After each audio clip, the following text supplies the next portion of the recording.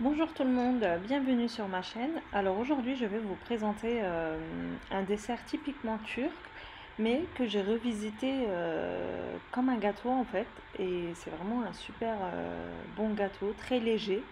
Euh, Vraiment je vous conseille fortement de tester cette recette, vous allez être impressionné par le goût. C'est un gâteau assez simple avec des ingrédients faciles qu'on a tous à peu près à la maison. Voilà l'intérieur du gâteau. Comme je disais, normalement ça se présente pas comme ça, mais moi je l'ai revisité en forme de gâteau. On va commencer par préparer notre sirop.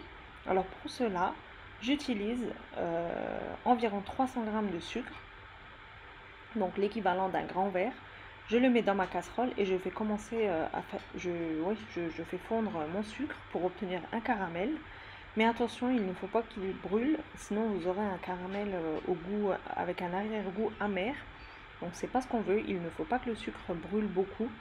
Dès que vous avez une jolie couleur brune dorée, c'est suffisant. Donc ensuite on va rajouter 600 ml d'eau. Donc là le sucre il commence à fondre comme vous le voyez. Il me reste encore quelques morceaux de sucre qui ne sont pas fondus mais c'est pas grave. À ce stade je rajoute 600 ml d'eau mais faites très attention, vous retirez la casserole du feu comme je l'ai fait car il risque d'y avoir des éclaboussures. Ensuite, le sucre va se solidifier, il va durcir, c'est tout à fait normal.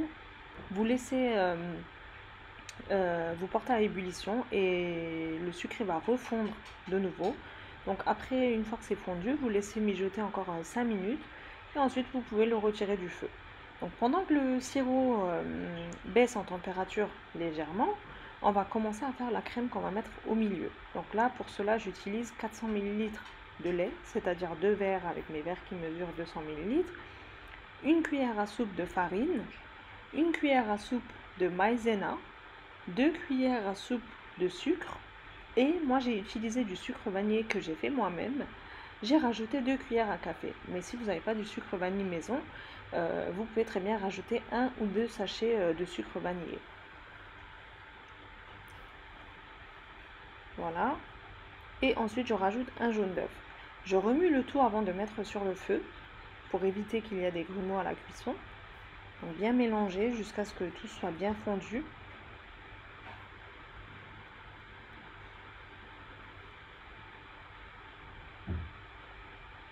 Voilà. Et là, on peut mettre sur le feu et on mélange bien jusqu'à ébullition. Ça, c'est très important pour éviter que le fond accroche et pour éviter aussi qu'il y ait des grumeaux. Voilà, on obtient une crème qui est assez lisse, assez onctueuse. Voilà, mais vu qu'il y a de la maïzena et de la farine à l'intérieur, donc en refroidissant, elle va être légèrement plus compacte. Donc maintenant, on peut passer à l'étape suivante. Sur mon plateau du four, je mets un paquet de biscottes. Oui, oui, voilà, c'est un gâteau à base de biscottes. J'ai oublié de le préciser en début de vidéo. Donc on va mettre un paquet de biscottes légèrement espacées car on va mettre du sirop, donc elles vont légèrement gonfler. Je les dispose l'une à côté de l'autre dans un grand plat en fait, hein. Et je vais verser mon sirop qui a légèrement tiédi. En fait, il n'est pas bouillant comme au début, donc, mais il faut quand même qu'il soit encore chaud, hein, donc ça c'est très important. Donc environ à peu près 15-20 minutes après, pas 20, 10-15 minutes après, je verse mon sirop qui est encore chaud sur les biscottes. Donc moi j'ai utilisé un paquet de biscottes. Voilà. Elles vont absorber très vite le sirop, hein, donc c'est très rapide. Vous êtes nombreux à me demander des spécialités turques, donc de temps en temps, je vais vous partager pas forcément des plats, mais aussi nos desserts qui sont très appréciés. J'espère que cette vidéo vous plaira et que vous la testerez chez vous aussi. Voilà, donc nos biscottes ont bien absorbé le sirop. Comme vous le voyez, il n'y a plus de liquide. Donc là, à l'aide d'une spatule, je vais disposer mes biscottes en une couche en fait. Voilà, dans le fond. Donc moi j'ai utilisé un cadre de pâtisserie pour avoir une forme de gâteau. Mais c'est facultatif, vous pouvez très bien le faire dans un plat directement sans cadre. Moi je me suis aidée du cadre pour éviter que ma crème après elle coule sur les côtés. Mais comme j'ai dit, c'est facultatif. Donc là, une fois que j'ai disposé une couche de biscotte, je vais verser ma crème qui a elle aussi eu le temps de refroidir légèrement 10 minutes. Donc je verse ma crème, je l'étale bien sur toute la surface. Et en refroidissant, cette crème, elle va être légèrement plus compacte. Vous allez le voir par la suite.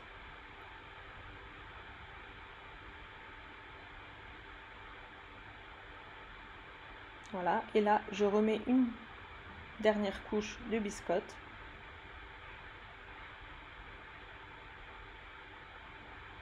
C'est pas grave si elle se casse, c'est vraiment pas grave parce qu'on va mettre une crème chantilly sur le dessus.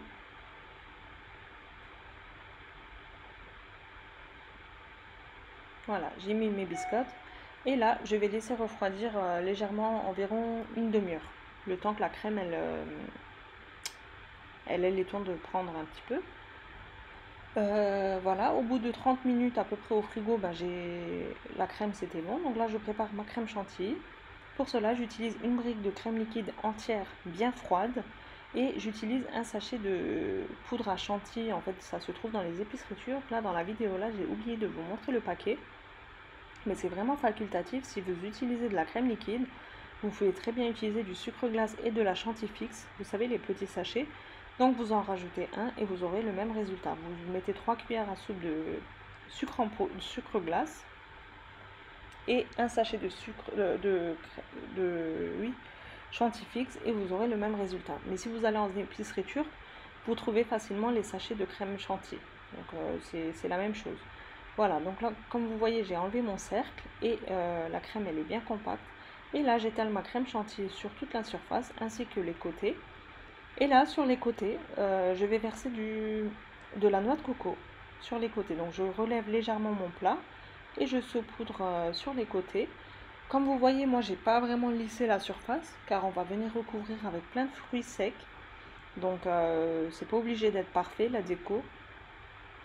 Après, si vous voulez pas vous casser la tête, vous pouvez très bien mettre seulement la crème chantilly et parsemer de noix de coco ou des cacahuètes, des amandes, comme vous voulez. Vous n'êtes pas obligé de faire une déco précise. Mais moi, aujourd'hui, comme j'ai voulu le transformer en gâteau, ben, j'ai un petit peu poussé plus loin. Voilà, donc il me restait de la crème chantilly. Là, j'utilise une douille Wilton 1M, je crois. Je verse ma crème et je vais décorer tout le tour de mon gâteau. Voilà. La déco, c'est vraiment selon vos goûts, selon ce que vous avez à la maison. Vraiment, c'est comme vous le souhaitez. Là, moi, aujourd'hui, j'ai voulu vous donner une idée comment moi je le fais. Et je trouve que le visuel, franchement, c'était plutôt joli. Simple, mais joli. Voilà, donc j'ai fait tout le tour avec ma crème. Et là, maintenant, je vais faire des lignes de fruits secs, en fait. Là, j'ai des cacahuètes concassées. Donc ensuite, je vais verser de la poudre d'amande. Ensuite, j'ai utilisé des amandes effilées. Je trouve qu'au niveau des couleurs, c'était vraiment très joli. Ça se mariait très bien du nude en fait. Voilà. J'ai mis mes amandes effilées. Ensuite, j'ai mis... là, par la suite, je vais utiliser une petite douille. Donc là, j'ai hésité. J'ai voulu finalement utiliser la crème seulement sur la bande du milieu. Donc j'ai continué avec de la noix de coco.